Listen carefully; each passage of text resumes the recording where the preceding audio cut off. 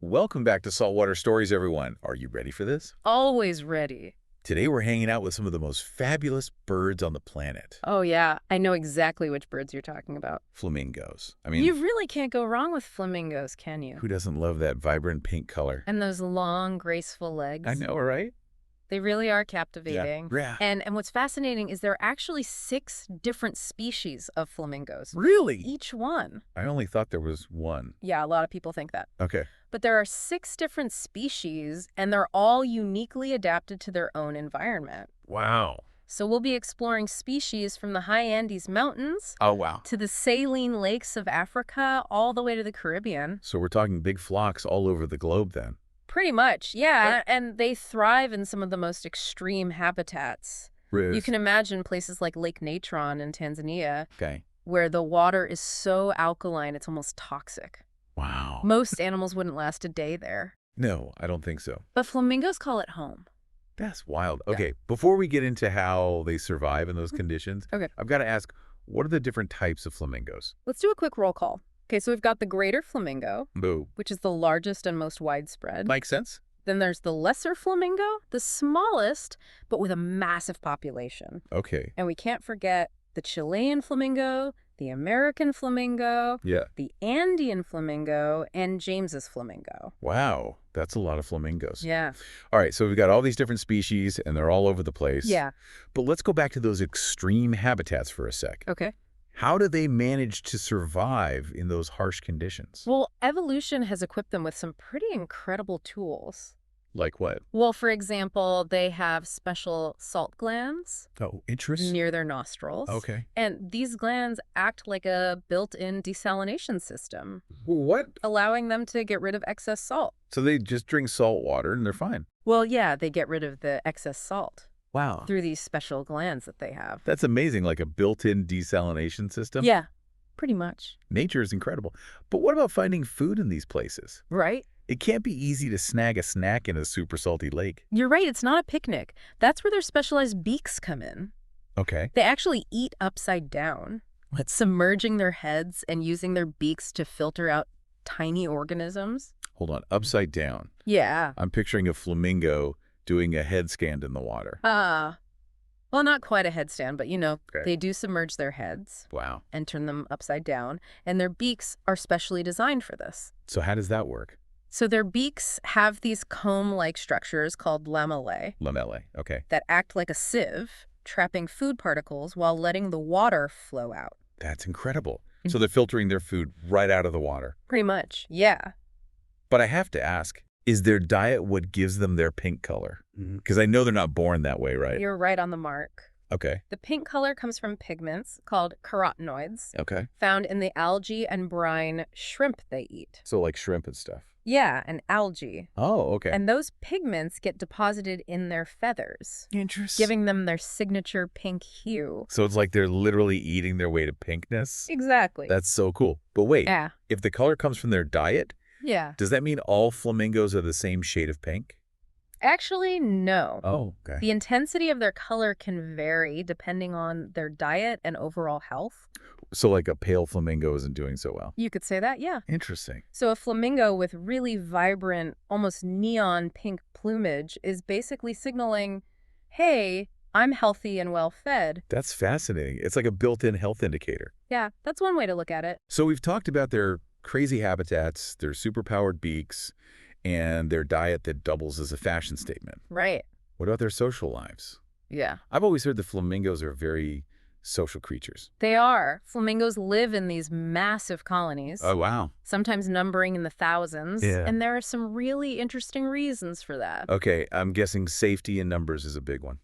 Absolutely. Being part of a large flock provides protection from predators. Yeah, that makes sense. It's much harder for a predator to single out one bird when there are hundreds or even thousands around. Right. Plus, if one flamingo spots danger, Yeah. the whole flock can react quickly and take flight. It makes a lot of sense. Are there any other advantages to being part of such a big, feathery family? Definitely. Ugh. Well, for one, it makes foraging more efficient. Oh. When a whole flock moves together, they stir up the water and sediments, Oh, okay. which helps expose more food sources for everyone. So they're working together to find the best food spots. Yeah. Talk about teamwork. But it's not all about food. Right. I mean, they're famous for their elaborate courtship rituals. Yeah, the dance. Those synchronized dances are mesmerizing. They are truly spectacular. Yeah. These dances involve all sorts of coordinated movements, head flagging, wing flashing, marching in unison. Really? It's a beautiful display of coordination. Wow. And it allows individuals to show off their fitness and attract potential mates. So it's like a big flamingo dance party and everyone's invited. Exactly. It must be an incredible sight to see. It really is. And it highlights another key aspect of flamingo social life, their incredible cooperation. It goes beyond just finding food and attracting mates. Right? Yeah.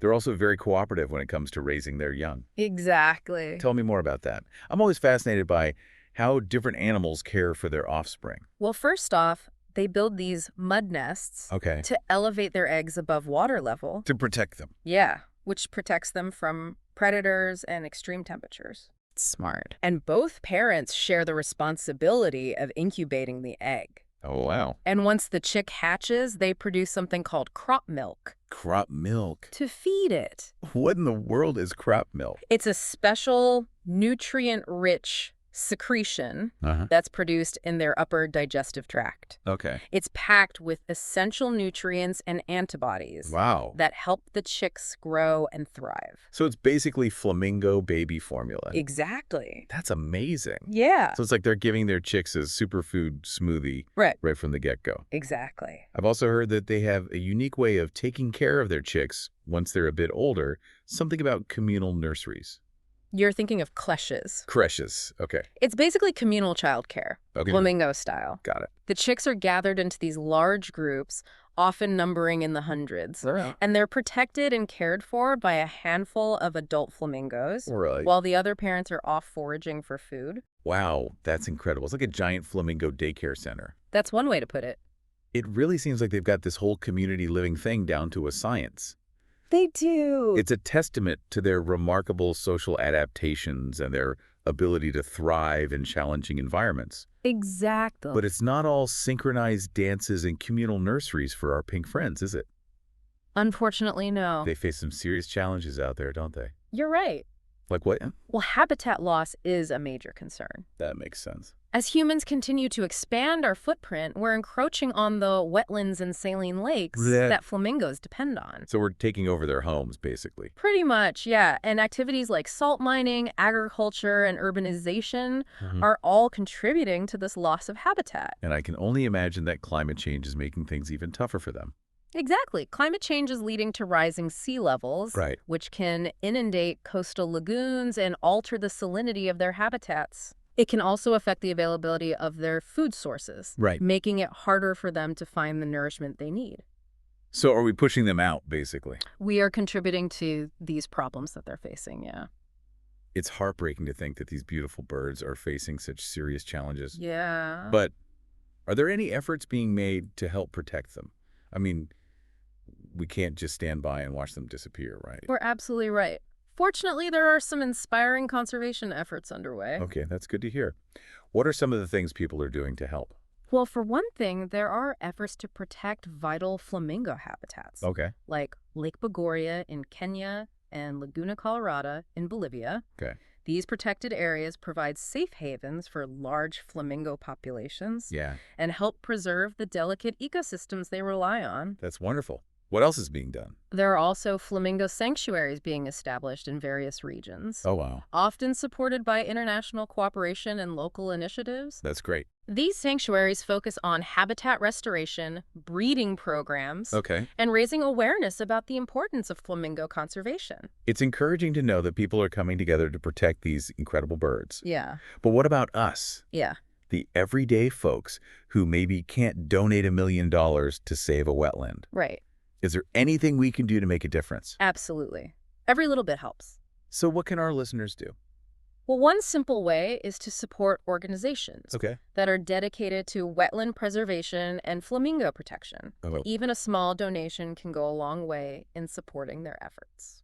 That's a great idea. What are some other things we can do on a personal level? Reducing your plastic consumption is another impactful step. The less plastic waste ends up in the environment, the less likely it is to pollute these fragile ecosystems and harm the flamingos that depend on them. That's a great point. We can all make an effort to use less plastic in our daily lives. Right. It's amazing how such a small change can have a ripple effect. Exactly. Is there anything else we can do to contribute to flamingo conservation? Another important action is to advocate for stronger environmental protections and sustainable practices. Okay. This could involve contacting your elected officials to voice your support for policies that protect wetlands and promote responsible land use. Got it. You can also support businesses that prioritize environmental sustainability. Those are all great suggestions. It's empowering to know that we can all play a role in ensuring that these vibrant birds continue to grace our planet for generations to come. Exactly. So we've covered their habitats, adaptations, their incredible social structures, and the challenges they face. We have. I feel like I've learned so much already. Yeah. But there's one more thing I'm really curious about. Flamingos in human culture. Yeah. They've been capturing our imaginations for centuries, haven't they? Absolutely. They've been admired and revered throughout history. Yeah. Appearing in art, mythology, and folklore around the world. I know they were considered sacred in ancient Egypt, right? That's right. They were associated with the sun god Ra because of their vibrant pink color. Oh, yeah. Which reminded people of the sun's fiery glow. That's such a beautiful connection. And in many other cultures, they're seen as symbols of beauty, grace, and community. Exactly. Their elegant movements and highly social nature have made them enduring symbols of natural harmony and aesthetic wonder.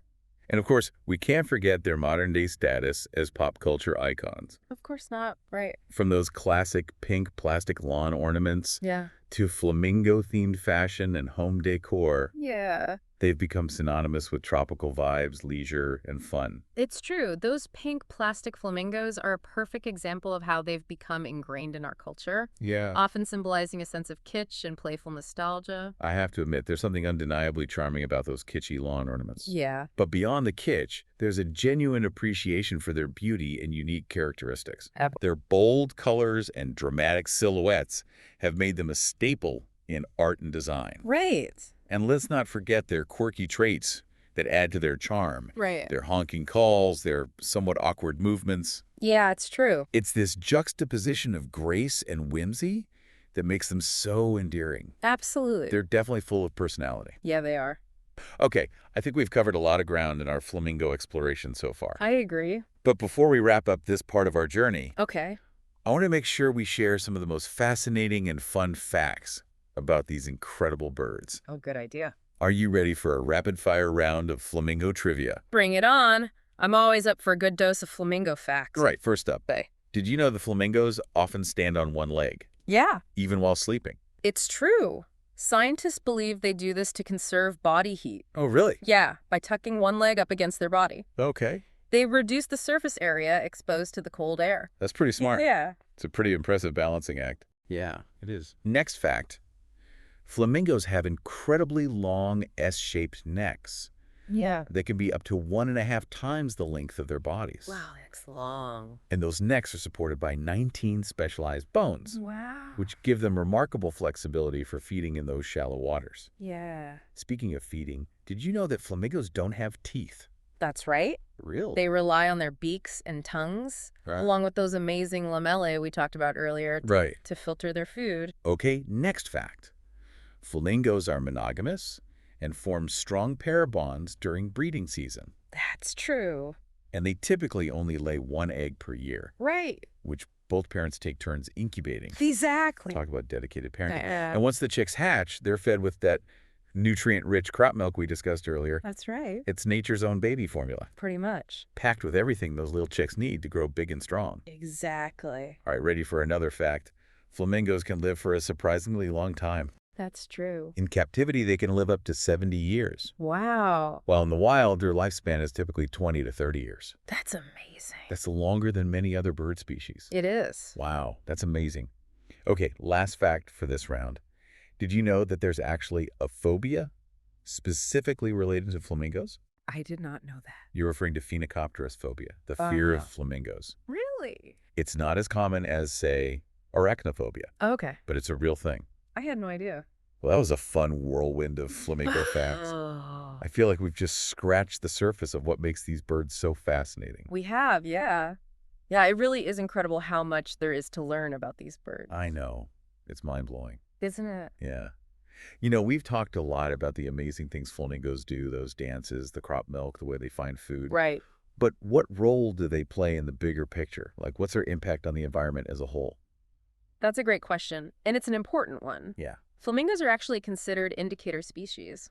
Indicator species. Yeah. What does that mean? It means that their health and population numbers can tell us a lot about the health of the entire ecosystem they live in. Oh, interesting. Yeah. So it's Like a canary in a coal mine. Exactly. If a flamingo population starts to decline, it can be a warning sign that something is wrong with the ecosystem. Okay. Like it could mean the water quality is deteriorating, Right. their food sources are dwindling, or their habitat is being threatened. So basically, by studying and protecting flamingos, Yeah. we're essentially protecting those entire ecosystems. Precisely. Oh. And those ecosystems provide all sorts of benefits, not just for the flamingos, but for other wildlife and for humans, too. It's funny. I always thought of wetlands and saline lakes as kind of, desolate places. Yeah, I know what you mean. Not exactly teeming with life. Right. But I guess that's not the case at all. Not at all. Wetlands are some of the most biodiverse ecosystems on the planet.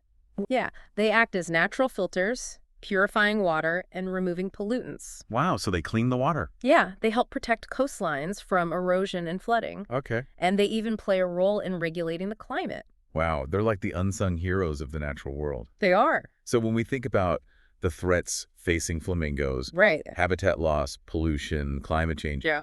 it really underscores the importance of protecting these ecosystems as a whole. Absolutely. And the good news is that there are a lot of people working hard to do just that. That's good. We talked earlier about protected areas and sanctuaries, Right. but there are other strategies as well. Like what? Mm-hmm. What are some of the ways scientists and conservationists are trying to help? Well, one important approach is to address the root causes of these threats. Okay. So that means transitioning to more sustainable practices in industries like agriculture and mining, reducing our reliance on fossil fuels to combat climate change, Right. and minimizing plastic waste to prevent pollution. Those are all big picture solutions. Yeah. But it feels a little overwhelming, Yeah. Like, what can one person really do to make a difference? Yeah, don't underestimate the power of individual action. Okay. Every choice we make, Yeah. every action we take can contribute to a healthier planet. All right. It's about shifting our mindset and making conscious decisions that benefit the environment. Okay, so what are some practical things listeners can do in their everyday lives? Well, for starters, reducing your plastic consumption is a huge one. Okay. Choose reusable bags, water bottles, and containers whenever possible. Okay. Avoid single-use plastics like straws and cutlery. Those are easy enough swaps to make. Yeah. What else? Be mindful of your water usage. Okay. Take shorter showers, fix leaky faucets, and water your lawn less often. Got it. Conserving water helps protect wetlands and the delicate balance of freshwater ecosystems. Okay, that makes sense. Yeah. Are there other things we can do? Support businesses and organizations that prioritize environmental sustainability. Right. Choose products made from recycled materials and look for companies that are actively working to reduce their environmental impact. Those are all great tips. Mm-hmm. It's really inspiring to know that we can all be part of the solution, even with small actions. Exactly. Every step we take towards sustainability creates a ripple effect. Yeah. And when we all work together, those ripples can turn into waves of change. It's amazing to think that these vibrant, seemingly carefree birds are actually sending us a powerful message. What do you mean? Well, they thrive in some of the most challenging environments on Earth. Right. They face adversity head-on, adapt to change, and work together to ensure the survival of their species. I see your point. Yeah. In a way, they embody resilience, adaptability, and the importance of community. Exactly. They're a reminder that even in the face of challenges, life finds a way to flourish. Yeah. And that we as humans can learn a lot from their example. Well said. I think this has been such an illuminating look at flamingos. I agree. I feel like I've not only learned a ton of cool facts, but I've also gained a whole new appreciation for these magnificent birds. That's great. And I'm definitely going to be thinking about ways to be a better steward of our planet. That's fantastic to hear. And speaking of learning and appreciating, I'm excited to share a fun way for listeners to continue exploring the world of flamingos. Okay, I'm all ears. What's this fun way to learn more about flamingos? Well, our sponsor for this episode, Okay. Printable Pages, Shay? has created some amazing flamingo coloring pages that you can download for free. Oh, wow. It's a great way to get creative, relax, and learn more about these fascinating birds. I love that. Coloring is so therapeutic. It is. And it's a fun activity for all ages. Yeah, for sure. Where can our listeners find these coloring pages? You can grab your free flamingo coloring pages at printablepages.org. Oh. We'll also include the link in the show notes so you can easily find it. Perfect. So to all our listeners out there, get ready to unleash your inner artist and bring today's episode to life with your own vibrant colors. I love it. And who knows? You might even discover a newfound appreciation for these flamboyant birds. Yeah, that's a great idea, and it ties in perfectly with what we were just talking about. Yeah. Taking action, even small actions, to appreciate and protect the natural world. Well said. Yeah. It's a great reminder that we can all make a difference. Right. As we wrap up this episode, I'm struck by how much there is to admire about flamingos. I agree. They're more than just pretty birds with pink feathers. Right. They're incredibly resilient, Yeah. adaptable creatures Yeah. that have carved out a unique niche in some of the harshest environments on Earth. And they do it all with such style and grace. I know, right? Those synchronized dances, their elegant movements, their vibrant colors. Yeah. They're a true spectacle of nature. They are, and they're cooperative social structures. The way they care for their young, their vital role in maintaining healthy ecosystems, they teach us so much about community, resilience, and the interconnectedness of life. It's inspiring, isn't it? It is. They remind us that even in the face of adversity, life finds a way to flourish, and that we all have a role to play in protecting the delicate balance of our planet. I couldn't have said it better myself. So to all our listeners out there, let's all take a page from the Flamingos book. Yeah. Let's embrace their spirit of resilience, adaptability, and community as we navigate the challenges of our world. Beautifully said. Thank you. And remember, even small actions can create a ripple effect. They do. So let's all do our part to protect these magnificent birds and the amazing planet we share. And don't forget to download those free flamingo coloring pages from Printable Pages. The link is in the show notes. Thanks for joining us on this episode of Saltwater Stories. Until next time, keep exploring, keep learning, and keep those flamingo spirits soaring.